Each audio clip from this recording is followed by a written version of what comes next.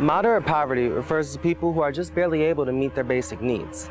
It's defined by the UN as those living off of 1.25 to $2 per day.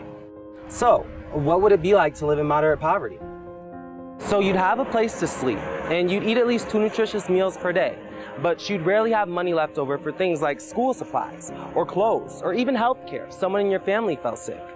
The situation is very unstable. I mean, if an unexpected event were to arise, you wouldn't be able to handle it.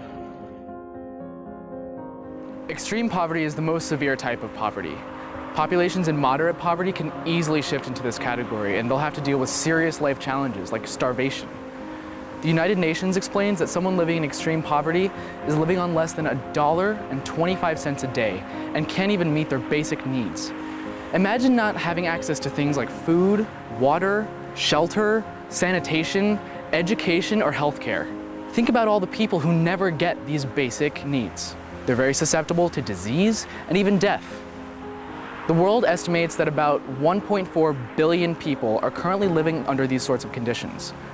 That's 1 in every 6 people in the developing world.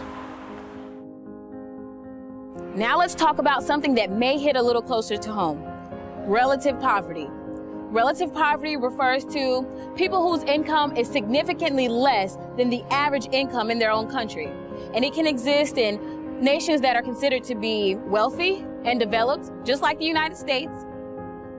So what would it be like to live in relative poverty? Let's compare and contrast for a bit. Education.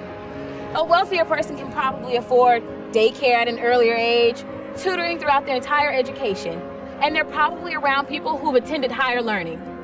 But a person who lives in relative poverty, they can't afford daycare, much less tutoring. Oftentimes, healthier food is a lot more expensive, like fresh organic vegetables and produce. So a wealthier person can probably afford those products.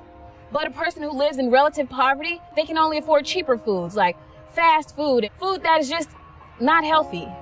So where are they to get their adequate nutrition? Can you think of some examples of how relative poverty exists right here in the United States?